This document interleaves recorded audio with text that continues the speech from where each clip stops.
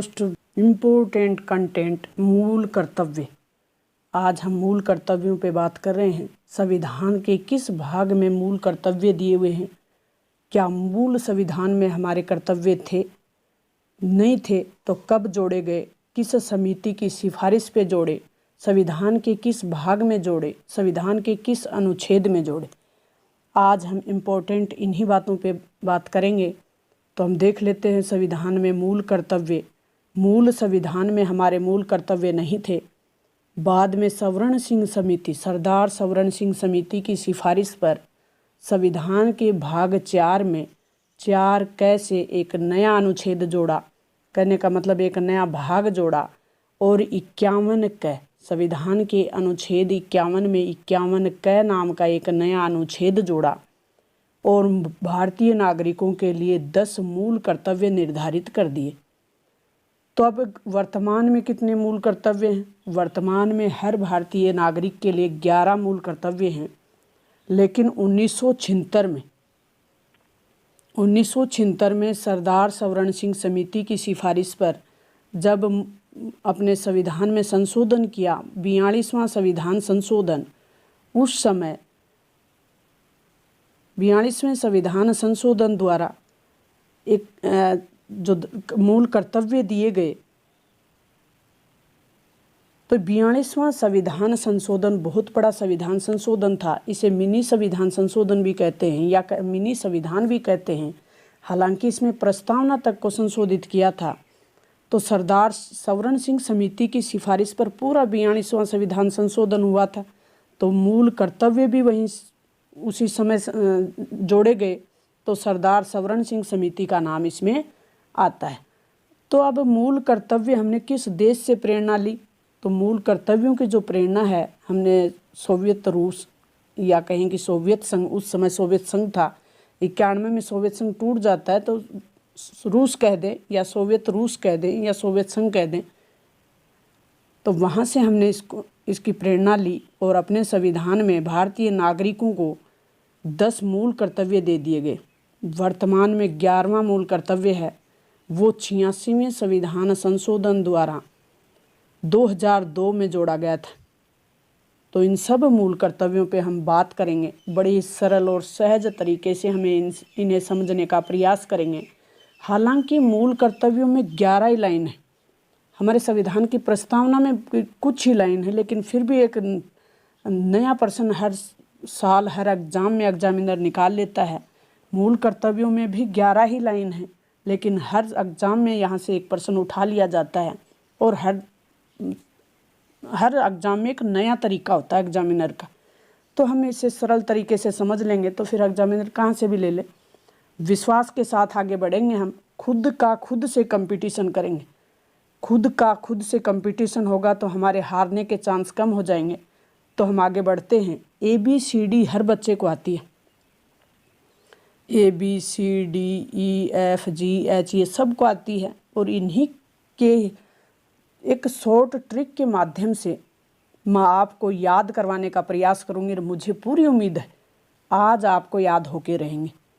आज के बाद आपकी कोई शिकायत नहीं रहेगी कि मूल कर्तव्य हमें याद नहीं होते, बिल्कुल याद होंगे। तो हम देख लेते हैं। ऊपर हमने देख लिया कि संविधान का भाग था 4 क, अनुच्छेद था 51 क। 2 बातें याद हो गई हैं, 4 क और 51 क। पहला मूल कर्तव्य हम देखते हैं कि भारतीय नागरिक, भारत के प्रत्येक नागरिक का एक कर्तव्य होगा कि वो संविधान का पालन करें। आदर्शों, संस्थाओं, संविधान के आदर्श जो भी हैं, संस्था हैं, ध्वज है, राष्ट्रगान है, उसका आदर करें। राष्ट्रगान, राष्ट्रगीत नहीं है। अब ये ध्यान देने की बात है आपको। 4 ऑप्शन दे दिए जाएं, इनमें से एक ऑप्शन राष्ट्रगान की जगह अगर गीत दे दिया जाए तो आप कन्फ्यूजन में ना रहें। राष्ट्रगान है, गीत का यहाँ कोई उल्लेख है नहीं है। तो एंथम, राष्ट्रगान का मतलब होता है एंथम। तो ए से याद कर लें। पहले ए याद हो गया। दूसरा देख लेते हैं हम, स्वतंत्रता के लिए। दूसरा जो हमारा होगा वो स्वतंत्रता के लिए राष्ट्रीय आंदोलन को प्रेरित करने वाले उच्च आदर्शों को हृदय में संजोए रखें और उनका पालन करें। राष्ट्रीय आंदोलन की बात है तो हम भगत सिंह से याद कर लेते हैं। ये बी से याद हो जाएगा हमारा, बी याद हो गया। सी देख लेते हैं, भारत की संप्रभुता, तीसरा नंबर का मूल कर्तव्य। क्रम संख्या भी पूछ लेते हैं। आरपीएससी, यूपीएससी जैसी एग्ज़ाम का ये फेवरेट प्रश्न होते हैं यहाँ से, और हर एग्ज़ाम में उठाते हैं वो। भारत की संप्रभुता, सार्वजनिटी, एकता और अखंडता की रक्षा करें और अक्षुण्ण बनाए रखें। तो इसको हम संप्रभुता से याद कर लेते हैं। संप्रभुता को सार्वजनिटी कहते हैं, हालांकि वो एस से शुरू होता है, लेकिन हम याद करने के लिए इसको सी से करेंगे। तो ये हमारा सी वाला हो गया, तीसरा नंबर का। अब डी को देख लेते हैं। देश की रक्षा करें, आह्वान किए जाने पर राष्ट्र की सेवा करें। देश की रक्षा करें, डिफेंस, रक्षा का मतलब डिफेंस, डी याद हो गया हमारे। चौथा डी रक्षा से संबंधित है। पांचवा देख लेते हैं हम। पांचवा देखेंगे, भारत के सभी नागरिकों में समरसता और समान भ्रातृत्व की भावना का निर्माण करें, जो धर्म, भाषा, प्रदेश या वर्ग पर आधारित सभी भेदभावों से परे हो, और ऐसी प्रथाओं का त्याग करे जो महिलाओं के सम्मान के विरुद्ध हो। तो समरसता, इक्विलिटी, समानता, समरसता, भ्रातृत्व की भावना, समान भ्रातृत्व की भावना, भाईचारे की भावना की जो बात है वो इक्विलिटी, ई वाले में है। ई याद हो गई। आगे देख लेते हैं। हमारी सामाजिक संस्कृति और गौरवशाली परंपरा का पालन करें। फादर पालन करेंगे परंपराओं का, तो ये हम फादर से याद कर लेते हैं। पिताजी परंपराओं का पालन करते हैं। तो हमारी जो सामाजिक संस्कृति है, सबको समाने वाली भारतीय संस्कृति है, गौरवशाली संस्कृति है, उसकी परंपरा के महत्व को हमें समझना भी है और उसे बचा के भी रखना है। फादर जिन परंपराओं का पालन करते आ रहे थे, उन परंपराओं का पालन हमको भी करना है, ये हमें ध्यान में रखना है। तो ई हो गया अपना ये। अब एफ को देख ले, हाँ एफ हो गया ये हमारा। अब आगे देख लेते हैं, जी से देख लेते हैं, ग्रीनरी। जी का मतलब होता है ग्रीनरी, यानी प्रकृति से, हरी भरी प्रकृति की बात करेंगे अब। प्राकृतिक पर्यावरण की, जिसके अंतर्गत वन, झील, नदी और वन्य जीव, पशु नहीं है। एग्जामिनर यहाँ से प्रश्न निकाल लेता है, आपको 3 प्रश्न दे दिए जाते हैं और चौथे प्रश्न में कन्फ्यूजन पैदा कर दिया जाता है कि जीव मतलब पशु नहीं है, वन्य जीव हैं। इनकी रक्षा करें और उनका संवर्धन करें, प्राणी मात्र के प्रति दया रखें। ये बात है हमारे जी वाले में। ग्रीनरी वाले में एच की बात करेंगे हम। जी के बाद एच, एच यानी ह्यूमनिज्म, मानववाद। सबसे पहले हर भारतीय नागरिक का कर्तव्य है कि वो मानव के रूप में अपने आप को देखे और दूसरों को देखे। मानव होगा तो उसका दृष्टिकोण कैसा होगा? वैज्ञानिक होना चाहिए। वो हमेशा ज्ञान अर्जित करता रहे, सुधार की भावना रखे। इस प्रकार का जो कर्तव्य है वो हमारा एच वाले में है। तो ये याद हो गया आपको। अब आई, जी एच और फिर आई। आई से इनकम, सार्वजनिक संपत्ति को सुरक्षित रखें और हिंसा से दूर रहें। कई बार आंदोलन हो जाते हैं, लोग भड़क जाते हैं, हिंसा पे उतारू हो जाते हैं, तो जो संपत्ति होती है, सार्वजनिक संपत्ति, उसको नुकसान पहुंचाते हैं। तो ये लोकतंत्र के लिए आंदोलन सही है, शांतिपूर्ण तरीके से आंदोलन करें, सही है, लेकिन हिंसा गलत है।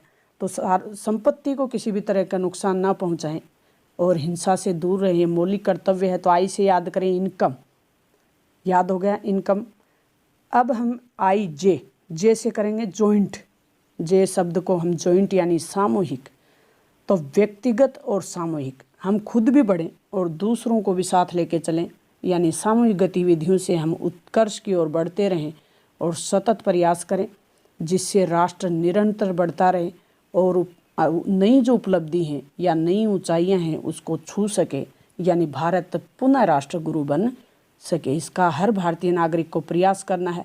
नेक्स्ट और जो अंतिम हमारा मूल कर्तव्य है वो हम देख लेते हैं कि क्या है।